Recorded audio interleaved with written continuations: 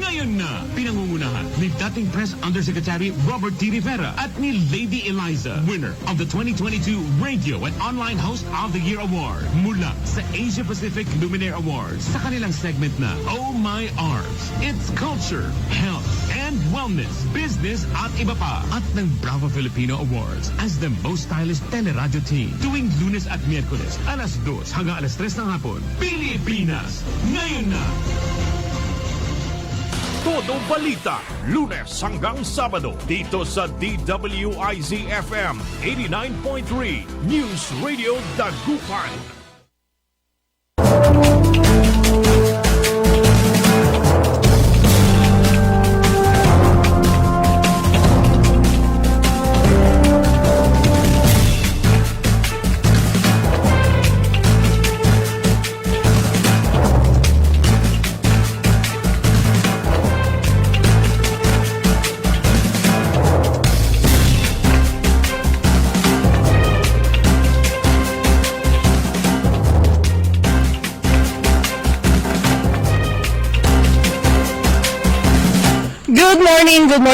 Good morning mga kaibigan. Naimbag na bigat, kanyayo amin na po.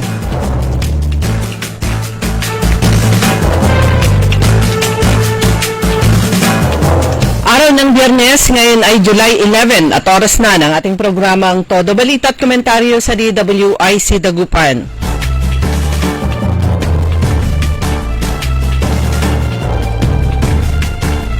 Muli tayo ay magkakasama-sama hanggang alas 6 ng umaga. Inyong maririnig mga balita kaganapan sa lalawigan ng Pangasinan, sa ibang bahagi ng bansa at sa ibayong dagat. Ang inyong katoda balita, ako si Liway Manantan Iparagire. Ang aking partner si Kaaron Susan daw. At sa technical kasama natin Kaaron Eli Garcia.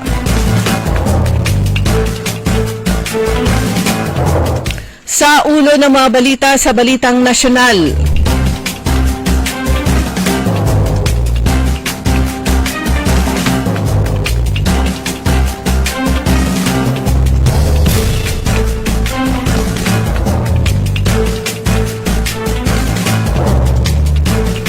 Tatlong LPA sa loob, labas ng Philippine Area of Responsibility, binabantayan.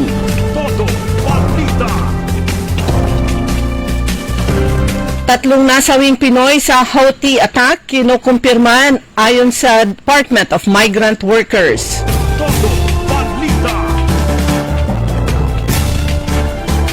USA nagpataw ng 20% tariff sa Pilipinas.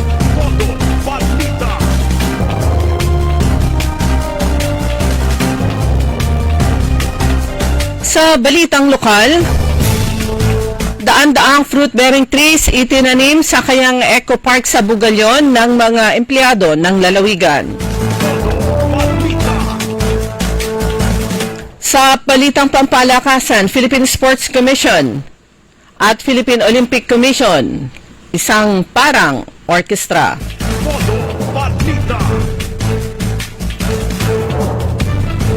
At ngayon sa detalye ng ating mga balita.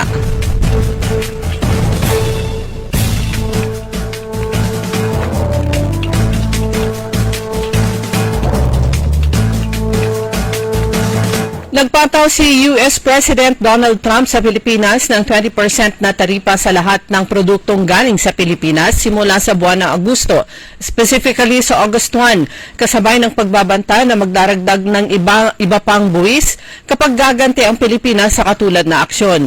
Ito ang nakasaad sa liham ni Trump kay Pangulong Ferdinand Marcos Jr. na may petsang Hulyo 9, kasabay ng iba pang abiso na ipinapadala ng White House sa 6 pang ibang bansa. Dahil dito ay magtutungo naman sa Estados Unidos sa susunod na linggo si Special Assistant to the President for Investment in Economic Affairs Secretary Frederick Go at iba pang economic advisors ng administrasyon para makipagpulong sa kanilang counterparts tungkol sa nasabing taripa.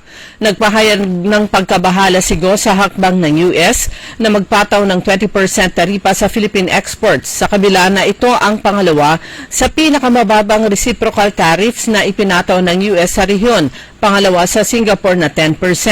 Nangako naman si Go na patuloy ang kanilang pakikipagnegosasyon sa Amerika para ituloy ang bilateral comprehensive economic agreement kung posible.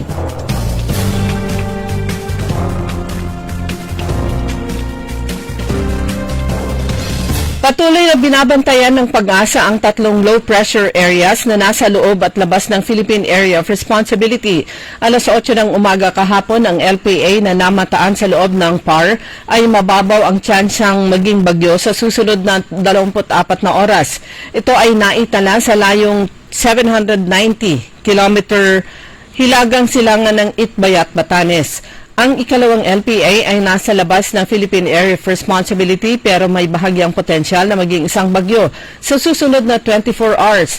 Ito ay remnant o nalalabing bahagi ng bagyong si Bising na huling namataan sa layong 475 hilagang kanluran ng Itbayat, Batanes.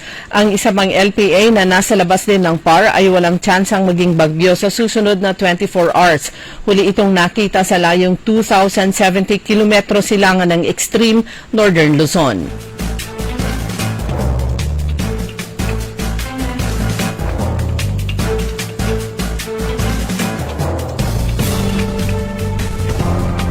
Inanunsyo ni Palace Press Officer Attorney Claire Castro na tinalaga ni Pangulong Marcos si Dave Gomez bilang bagong Presidential Communications Office Secretary.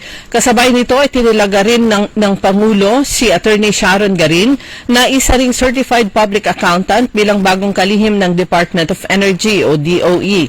Si Gomez ay may malawak na karanasan sa pamamahayag at gobyerno at sa corporate communications, naging senior reporter, naging director general ng Philippine Information Agency at communications director ng isang pribadong kumpanya.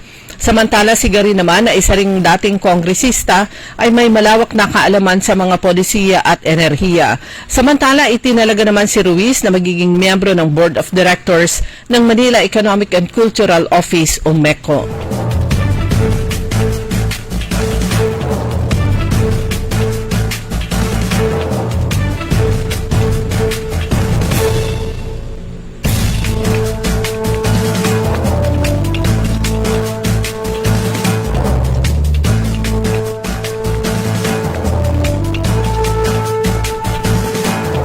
Habang papalapit naman ang halalan sa bagong speaker ng 20th Congress, ay lumalakas ang panawagan mula sa mga mababatas na si Cebu 5th District Representative Duke Frasco na ang dapat mamuno sa mababang kapulungan, isang leader na may paninindigan, kakayahan at may tunay na malasakit sa bayan.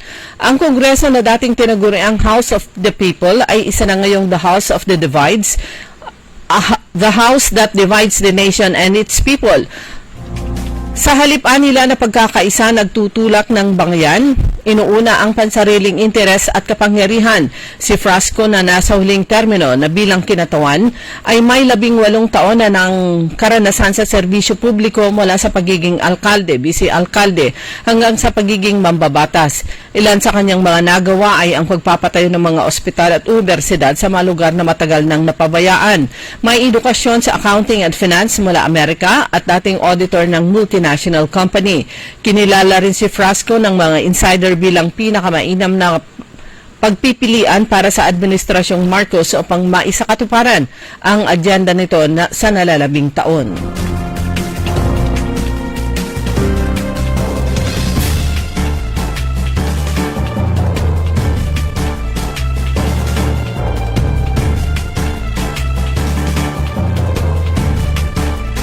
Dumako naman tayo sa balitang lokal.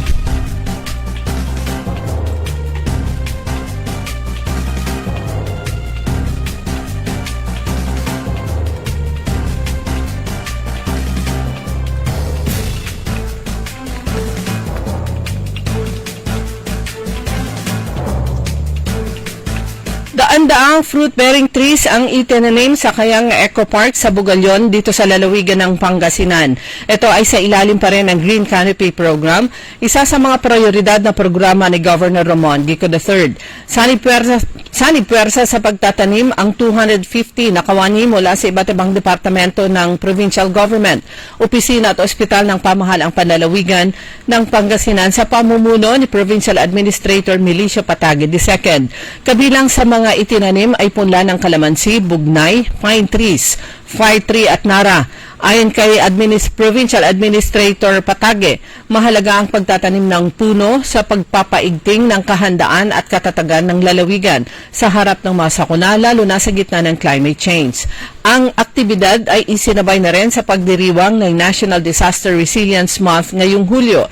Nais ni Governor Ramon Gico III na gawing tourist attraction at sentro ng edukasyon hinggil sa pangangalaga sa kalikasan ang Kayang Eco Park.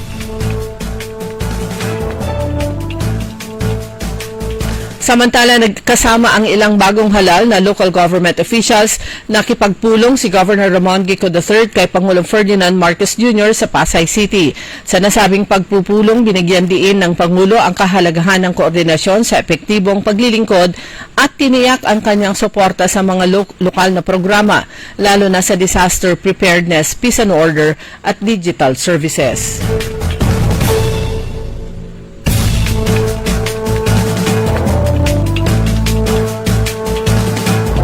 Sa bayan naman ng Bayambang, isinagawa kahapon, araw ng Huwebes, sa pangunguna ni Mayor Nina Jose Quiambao, ang presentasyon ng State of Local Governance Summary na may layuning masukat, masuri at mapahusay pa ang pamamalakad ng pamahalaang lokal para sa kapakinabangan ng bawat bayambanggenyo sa gabay ng Municipal Local Government Operations Office at sa pag-oorganisa at preparasyon ng Municipal Planning and Development Office. Ang presentasyon ay tumuon sa 5 pangunahing aspeto ng pangangasiwa ng lokal na pamahalaan.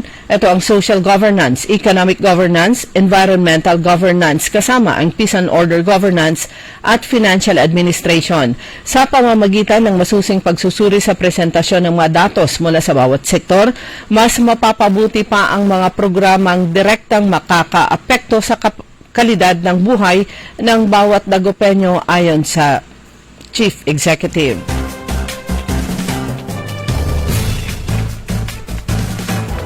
Bumako naman tayo sa mga balitang pampalakasan.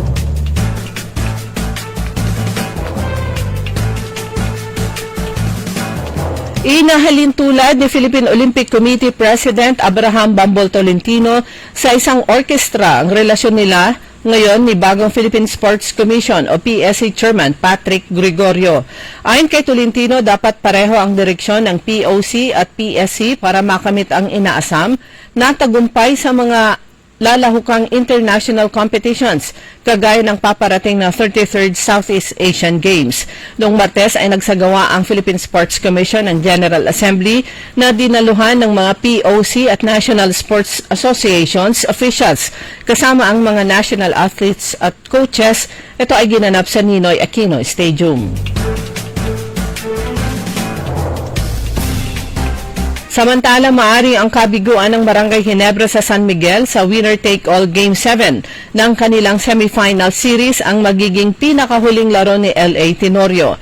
Nanghinayang si Tenorio, ipinagdiwang ang kanyang ika-41 kaarawan noong Miyerkules. Siya ay nanghinayang sa pagkakataong makalaro sa Season 49 Philippine Cup Finals matapos ang 93 na kanilang pagkatalo kontra sa 100. Laban naman sa Beermen. Ayon sa 8-time PBA champion point guard, ihahayag niya ang kanyang magiging desisyon sa mga susunod na araw. Yan ang kabuuan ng ating mga balita sa Todo Balita. Ang inyong tagapagbalita, ako si Liway Manantan, Iparagire. Ang oras po natin alas 5:27 ng umaga.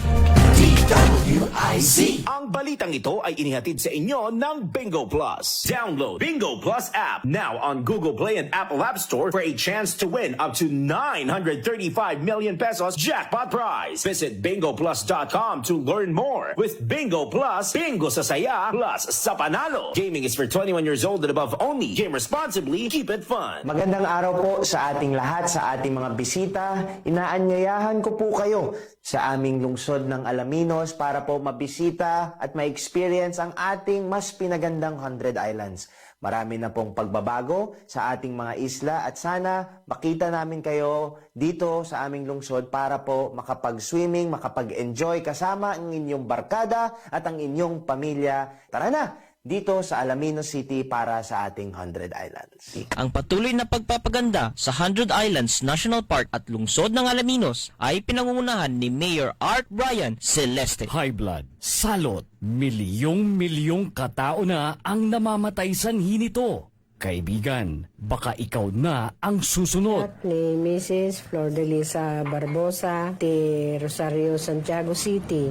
Agtawenak ti 63. Manungatawan nga aglutluto ako, tada karinderyak. Mariknak agpipikal. Ti imimak iso nga nangagak ti radyo, dati agas nga pao di arko. Pinadas ko. Mayat ti epekto na. Duti food supplement nga napadpadasa ko. Awan ti epekto na. Dato'y pao di arko, idi nagtumarak, manungal daw lang, han nga agpipikal ti imakon. Awisen kay nga mangpadas, tapnod may katmat, dagita rik-rik na inyo, saksakitin nyo. Kaya kaibigan, buhay mo'y ingatan. Mag-Aldrich Pau de Arco Herbal Capsule na para kalusugan mo ay garantisado.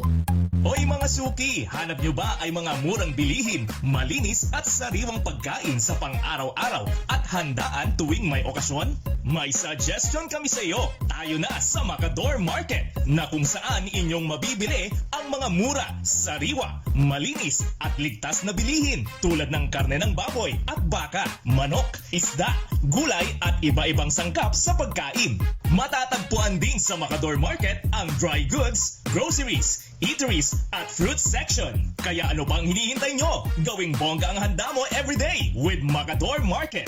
Macador Market is open from 4 a.m. to 8 p.m. Visit us at Macador Market, Galvan Street at Zamora Street sa downtown, Dagupan City.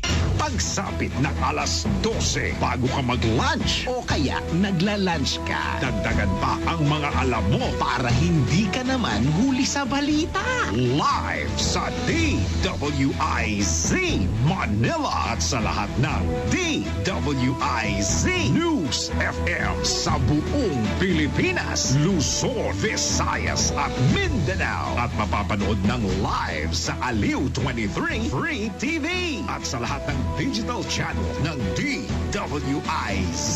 Ang Balitang Bayan. Mga balitang nangyari lang at kasalukuyang nangyayari. Balitang Bayan. Kasama ang opisyal na tagagising ng bayan, si Drew Nasino. Di ka aantukin kapag nalaman mo na ang latest sa Balitang Bayan. Sa patuloy na pagbabalita ng tama at paglilingkod ng tama. Balitang Bayan. Araw-araw, 12 noon. Para diretso na alive ang umaga mo. Para diretso na buhay ang dugo mo. Para diretso na ang bangon at trabaho na agad-agad. Iaarangkada na namin ang mga balitang kailangan mo. Ibibigay na namin ang mga impormasyong pinaka-latest, pinakabago, pinag-uusapan, trending, viral. Arangkada Balita live sa DWIZ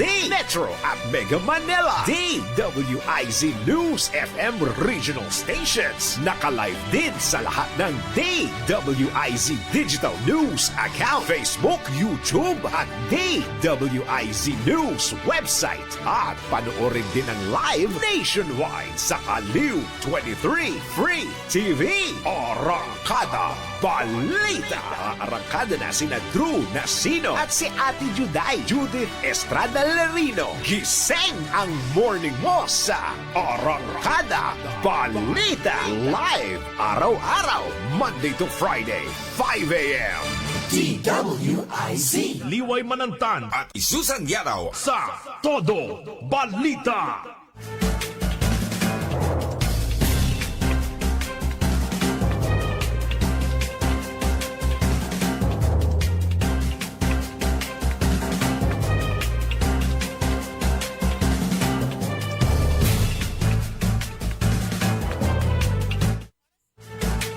Oras na po natin mga kaibigan, alas 5:32 ng umaga at sa pangalawang bahagi po ng Todo Balita, kasama nyo pa rin Liway Manantani Paragire. Congratulations pala sa provincial government ng Pangasinan dahil sila ay pinarangalan bilang National Grand Winner para sa Outstanding Kadiwa ng Pangulo Implementer. Yan nga, muling kinilala ng nasyonal ang pamahalang panglalawigan at ang galing ni Governor Ramon Gico III sa implementasyon ng mga proyektong nagsusulong sa ikabubuti ng mga magsasaka, maliliit na negosyante at mga mamimili. Yan po ay yung regular na pagsasagawa nila ng kadiwa sa Kapitolyo. Katunayan, kamakailan nga ay pinarangalan ng Department of Agriculture ang provincial government ng Pangasinan bilang National Grand Winner for Outstanding Kadiwa ng Pangulo Implementer dun sa kanilang 50th Gawad Saka. So yung award, personal na tinanggap ni ng Office of the Provincial Agriculture sa pangunguna ng head ng OPAG, si Ma'am Dalisay Moya. Yung trophy, certificate at meron siyang 450,000 pesos cash na premyo. Ito ay pagkilala ng Department of Agriculture sa makabuluhang kontribusyon ng lalawigan sa pagpapalakas ng market linkages, food accessibility at sa pagpapaunlad ng lokal na ekonomiya. Una, bago yung national, nauna na kinilala ang lalawigan ng Pangasinan bilang Regional Outstanding Kadiwa ng Pangulo LGU Implementer. Yan naman ay noong June 23, 2025 sa kanilang isinagawang 50th Gawad Saka Regional Awarding Ceremony na ginawa sa San Fernando City, La Union. Yung kadiwa sa Kapitolyo, offshoot yun ng kadiwa ng Pangulo. Ang kadiwa sa Kapitolyo dyan sa may Capitol Complex sa Lingayen, regular na isinasagawa yan. Actually, hindi na nga tinatanggal yung tent na ginagamit dahil every Friday ba o ilang beses sa isang buwan, sinasagawa yung kadiwa sa Kapitolyo. Ito, alam niyo yung side, pag facing Capitol Building sa right side, yung entrada, yung pangalawang street, malapit sa DepEd at saka TESDA. At mapapansin nyo, pagpapasok po kayo ng Kapitolyo, meron pong white na tent doon. Hindi na tinatanggal. Doon isinasagawa ang kadiwa sa Kapitolyo.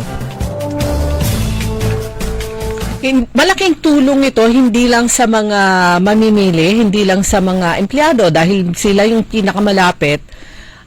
Malaking tulong din ito. Ito naman kasi yung konsepto ng kadiwa ng Pangulo. Malaking tulong ito sa mga maliliit na mga negosyante, sa mga magsasaka at mangingisda dahil nagkakaroon sila ng regular na venue kung saan pwede sila ay nakakapagtinda at direkta sa mga mamimili. Hindi na problema kung minsan half day pa lang halos ubos na yung kanilang paninda.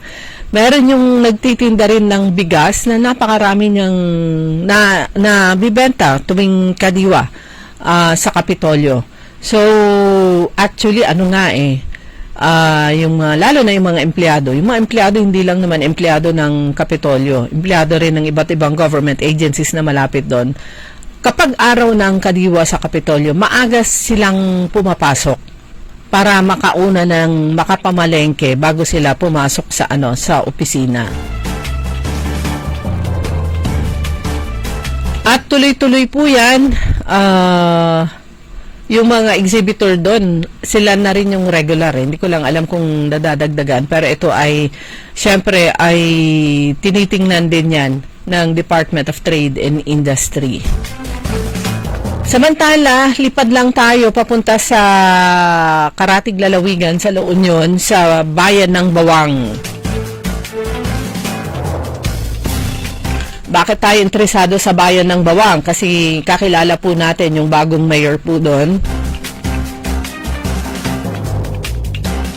At yung kanyang asawa ay retired police officer mula sa Philippine National Police at nagsilbi bilang Provincial Director ng Pangasinan, PNP.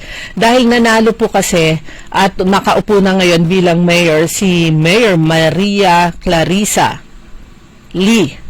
Yan, more known lalo na sa PNP at sa kanilang mga kaibigan na si Bong, si Madam Bong Lee. Ayan, si Manang Bong Lee, siya ay nahalal nga bilang bagong mayor ng Bayan ng Bawang, First Lady ni retired Brigadier Major General Ronald Lee.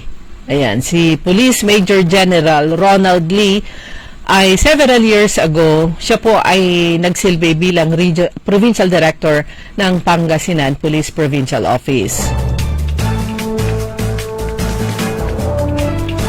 Lalong nakuha yung aking interest sa balitang ito na actually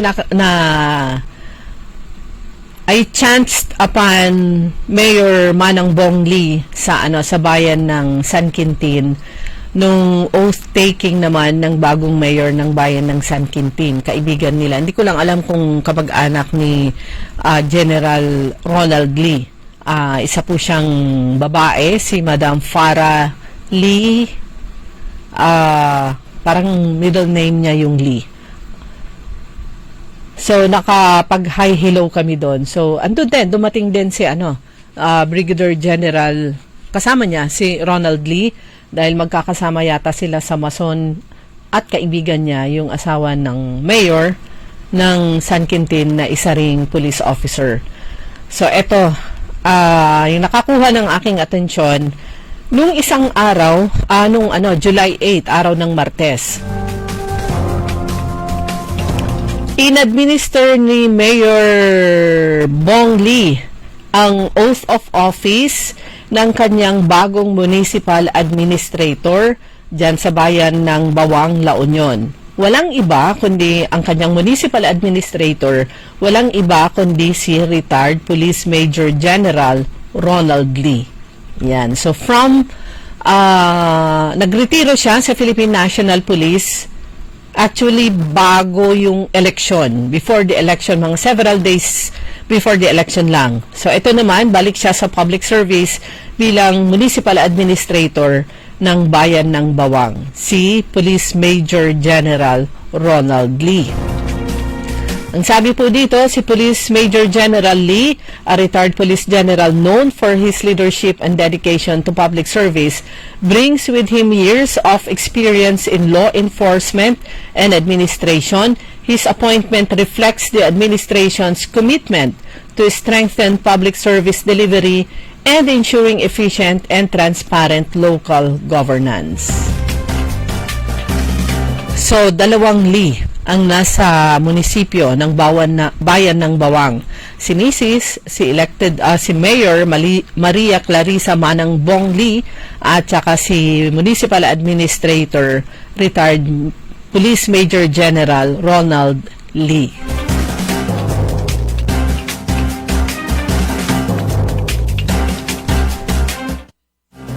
Little Mayor si General, pero uutusan siya. He will take orders from the mayor. So, yan po, isang development. Yan naman sa bayan po ng Bawang, La Union. Yung dating mayor pala doon, doon sa mga nakita kong mga reports, yung dating mayor doon, Mayor Martin De Guzman, elected siya, provincial board member dyan sa lalawigan ng La Union. And speaking about sangguniang palalawigan at mga board members, balik po sa sesyon ang mga dating board members, yung mga re-elected, at saka si Vice Governor Mark De Guzman Lambino para sa inaugural session ng sangguniang panlalawigan sa Lunes, July 14. Yan yung pinakaunang sesyon ng sa bagong sangguniang palalawigan at ito yung panghuling termino naman ni Vice Governor Mark D. Guzman Lambino, ang presiding officer. Ulitin lang po natin. Sige nga, i-recite ko nga kung ma-remember ko lahat yung kanilang mga pangalan. 3 po ang bagong board members mula sa 5th District at 2 naman mula sa 6th District dahil graduate yung 2 board members doon. So, balik sa sangguniang palalawigan sa Lunes, sina board member Apple Bakay at Nong Fontelera ng 1st District. Si Board Member Philip Theodore Cruz na siyang susunod na Senior Board Member at saka si Board Member Attorney Heidi Pacheco ng 2nd District. Re-elected po yung mga yan. Sa 3rd District, ang mga re-elected din, Board Member Vice Ventanilla at saka Board Member Dr. Sheila. Bigla ako nahinto doon. Sheila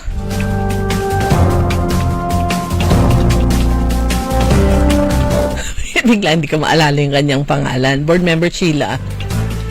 Sa 4th District, Board Member Jerry Rosario at saka si Board Member Beautiful Lady de Guzman. Sa 5th District, re-elected Board Member Nicolay John Louis Season at saka si Board Member Rose Apaga, first term, at saka mula sa kabilang partido yon. And sa 6th District, muli uupo sa sangguniang palalawigan si dating Vice Governor and now balik as board member kasi naging board member na siya noon. Board member Ranjit Ramos Shahani at saka si board member Binse, anak ni dating board member Binse. Yung tatay niya, yung bagong board member, yung tatay niya ay 3-term board member. So yan po ang bubuo sa sangguniang panlalawigan plus syempre yung mga nakaupo pa. May bago rin board member na ex-officio board member mula sa Philippine Councilors League Pangasinan Chapter, si board member Kim Bandarlipe mula sa re-elected councilor naman ng San Fabian. Bakit siya naging board member? Rule of succession, siya yung sa kasalukuyan, siya yung pinakamataas na sitting officer ng PCL Pangasinan Chapter. Kasi at saka re-elected siya. Ang election ng PCL para sa kasi meron po silang sariling set of officer, yung president, siya ang uupo bilang ex-officio member ng Sangguniang Palalawigan. I think yung kanilang election ay sa sa buwan ng October ba o November. So, uupo si board member Kim Bandarlipe, Councilor Kim Bandarlipe ng ilang buwan bilang board member. Dahil yung president, si former President Carol Dizon ay tapos na yung kanyang termino bilang councilor ng Alaminos at dahil tapos na, last term niya nung nakaraan, hindi na siya tumakbo dahil hindi na siya pwedeng tumakbo. So, hindi siya pwedeng umupo bilang diretso as ex-officio member. Kanya naman yung highest re-elected councilor and the highest sitting official ng PCL, siya yung umakyat, rule of succession bilang incumbent president, yan si board member Kim Bandarlipe. Sabi ko nga, swerte niya. Palagay ko hindi naman niya in-name na maging board member. Pero but because of the rule of succession, ayan, siya yung naupo. And ayan, siya at saka yung SK Provincial Federation President mula sa bayan ng Binalunan, sila yung bumubuo composition ng susunod na kasalukuyang sangguniang palalawigan. Ulitin ko sa 14 sa Lunes yung kanilang inaugural session. Okay, oras na po natin mga kaibigan. 5:46 na. Magbi-break lang po tayo sandali. Babalik po ang Todo Balita. DWIZ. Ladies and gentlemen, the new face of your favorite resto bar in Dagupan City. The original party place in town. The Music Warehouse Club, Dagupan City. No need to go to Manila's top bars like Silo and BSK Club. Dagupan has it all. Fully air-conditioned with free entrance, free parking, and restrooms for all. Doors open at 7 p.m. Do well, live well, and dress really well. Find us at Paris Street, Barangay Pogo, Chico. Contact us at 075-522-2617. Reserve your tables now. High blood, salot, milyong-milyong katao na ang namamatay sanhi nito. Kaibigan, baka ikaw na ang susunod. Ako ay si Maria Lunag ng Cordon Isabela, 16 years old. Yung asawa ko may diabetes, cholesterol, may high blood. Narinig ko sa radyo, mabisa daw yung Paul capsule. Bumili ako, pinainom ko sa asawa ko. Gumaling siya at lumakas. Kayo mga kabarangay ko, gumamit na kayo ng capsule. Kalusugan mo garantisado. Kaya kaibigan, buhay mo'y ingatan. Mag-Aldrich Pau de Arco Herbal Capsule na para kalusugan mo ay garantisado. Hoy mga suki, hanap nyo ba ay mga murang bilihin, malinis at sariwang pagkain sa pang-araw-araw at handaan tuwing may okasyon? May suggestion kami sa iyo. Tayo na sa Macador Market na kung saan inyong mabibili ang mga mura, sariwa, malinis at ligtas na bilihin tulad ng karne ng baboy at baka, manok, isda, gulay at iba-ibang sangkap sa pagkain. Matatagpuan din sa Macador Market ang dry goods, groceries, eateries at fruit section. Kaya ano bang hinihintay nyo? Gawing bongga ang handa mo everyday with Macador Market. Macador Market is open from 4 a.m. to 8 p.m. Visit us at Macador Market, Galvan Street at Zamora Street sa downtown Dagupan City. Walang yumayaman sa pagiging empleyado lang. Dapat lahat tayo nagninegosyo. Timing! Narito ang isang programang magbibigay ng tamang gabay sa pagnenegosyo. Pakinggan at panoorin ang mga ekspertong magiging guest dito. Isang show para sa negosyo. DWIZ Negosyo. Kasama sina Lito Gagni at Jerry Orbina tuwing Tuesday, Thursday at Friday 2 p.m. Pakinggan ng live sa DWIZ. Panoorin ng live sa Aliw 23 at i-follow sa lahat ng digital channels ng DWIZ, Facebook, YouTube at DWIZ News App. Huwag munang magplano, huwag munang sasaba, huwag munang papasok sa negosyo nang hindi napapanood ang show na Negosyo.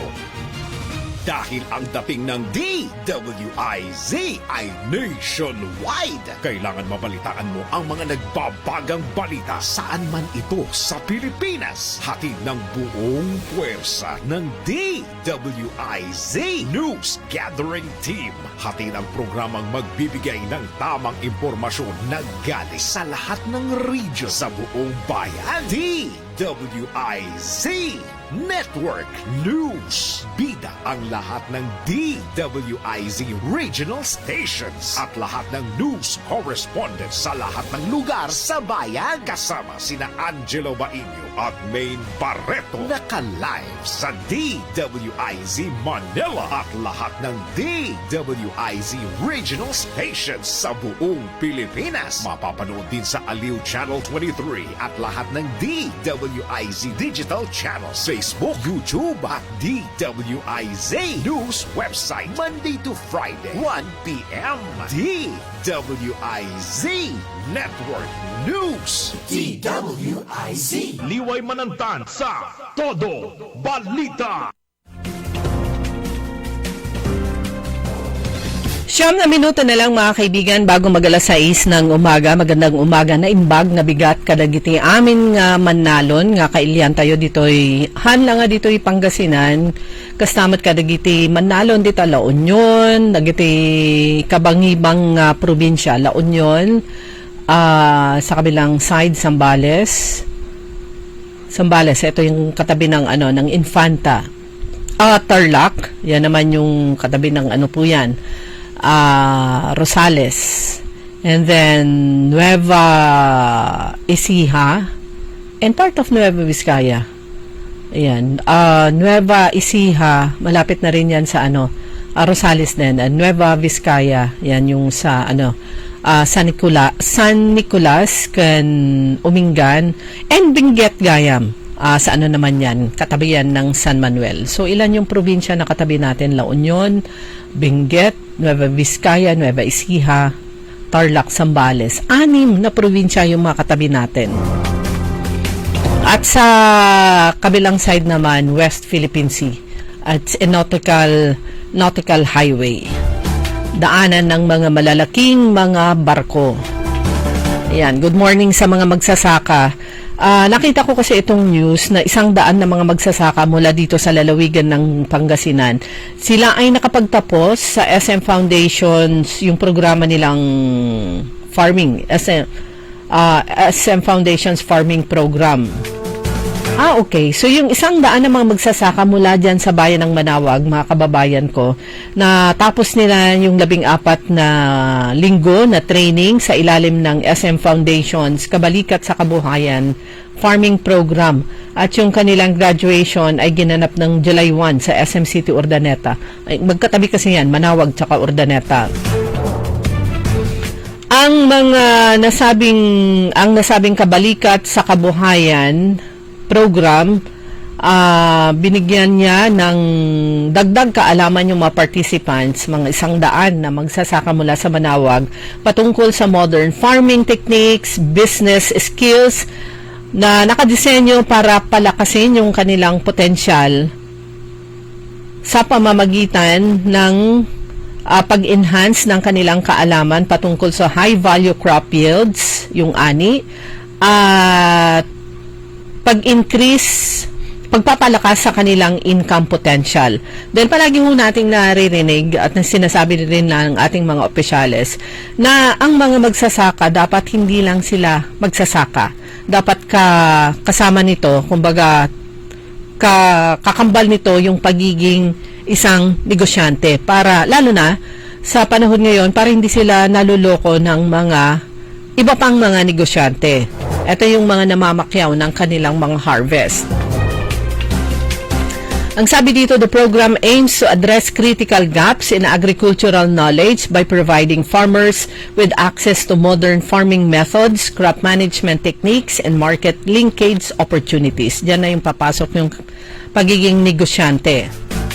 So, ang SM Foundation program, patuloy ito sa kanyang advokasya sa ngalan ng kanilang founder, si Henry C. Sr., na naniniwala siya sa empowering host communities through education and skills development. Etong si Ginoong C. Sr., Henry C. Sr., na iintindihan niya na sa pamamagitan ng pag-invest sa kapabilidad ng mga magsasaka ay nakakatulong para mapalakas itong food security, na palagi din po nating naririnig yan, palakasin ng food security sa pamamagitan ng pagbibigay ng livelihood sa mga pamilyang Pilipino. So sa kasalukuyan, meron ng 30,000 na mga magsasaka ang nakapag-graduate sa nasabing programa, Kabalikat sa Kabuhayan Farming Program, at yung marami na rin sa kanila ang nagiging seasonal supplier ng SM Group sa mga local markets bilang sellers sa SM Weekend Market. Ayan, the program is conducted with various social good partners. Pero itong Weekend Market parang hindi nag-click dito sa SM Dagupan kasi malapit lang yung palengke. So, kumbaga yung mga taong pumupunta dito ay masanay silang gagala-gala lang, kakain at mamasyal, mamili dun sa mall. Pero hindi ng gulay, kasi gulay mas gusto nila dun sa palengke. Pero nakikita po natin yan sa iba pang mall ng SM, successful naman.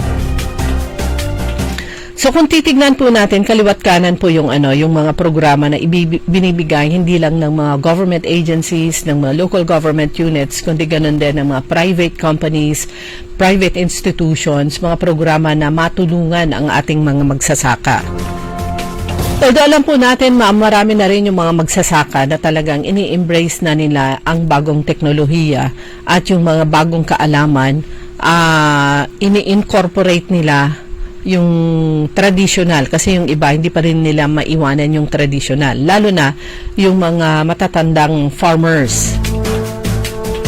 Napakaraming mga farm equipment na naibigay na sa mga farmers associations, at sana ito ay talagang nakakatulong sa kanila at nagagamit ng maraming mga members nila, kasi ang national government hindi po yan magbibigay ng farm equipment sa individual. Dapat ito ay asosasyon o samahan ng mga magsasaka. Pero kung meron mang individual recipient, siguro ano lang yon, iilan lang, at lahat yan ay may mga requirements na isinasubmit sa government agency. May it be sa Department of Agriculture, Department of Agrarian Reform, through the provincial o kaya local government unit. Nakikita po natin, 'di ba? Nababasa natin yung iba na experience nila, sila ay nanggaling sa ibang bansa, na kung gaano ang pagpapahalaga ng gobyerno at saka ng mamamayan sa mga magsasaka. Kung baga equal footing sila. Dito kasi sa atin, 'di ba? Pag sabing magsasaka ay mahirap. Talagang mahirap yung kanilang trabaho. Marami sa ating mga kababayang magsasaka, kung i-compute yung income nila pagkatapos ng harvest sa investment sa kapital nila, hindi lang sa pera kundi sa pagod, parang kung i-divide nyo, kung kunyari 5 months na inalagaan yung kanilang, ilan ba ang palay kunyari, tapos maliit lang naman yung kanilang sinasaka. Kapag naging maganda yung presyo sa bentahan, i-divide nyo into the number of months na kanilang inalagaan yung kanilang pananim, baka marirealize nyo na napakaliit pala yung kinikita ng mga magsasaka. Pero kung yung malalaki yung kanilang sakahan, yan talagang kikita sila ng malaki. Pero yung mga magsasaka po natin, pagdating ng anihan at bentahan at malaki yung kanilang pinagbentahan, masaya po sila yan without realizing na pag binawas yung kanilang mga gastos, ay maliit lang pala yung matitira sa kanila. Pero yung cold cash na kanilang matatanggap, masaya po yung ating magsasaka. Kaya igalang po natin sila, irespeto po natin sila. Pagdasal po natin sila na sana sila ay patuloy na maging malusog, at sana walang masyadong bagyo na dadaan dito sa kanilang mga sakahan, dito sa ating lugar. Although sa ibang lugar ay talagang matindi na yung buhos ng ulan na kanilang nararanasan, at marami na yung mga lugar, farming areas na kanilang binabaha. With that, mga kaibigan, magpapaalam na ang inyong lingkod na Imbang Bigat Kadagiti, ulitin ko, Kadagiti Manalon, kay Atsikor Aquino at Kuya Marjan sa Barangay Tubong, good morning. Kuya Benji Tan, good morning. Ganun din kay Reggie Tabilin Finuliar, Rodel Edades Peralta, kay Ernesto Mosada, good morning. Kay Madam Rose Ken na Imbang Bigat, kay Mamata at ang kanyang katropa, at syempre kay DC Vian Venice Chua Armas, good morning. Kay Fernando Andrada, Romulo Espinosa at sa iba pa.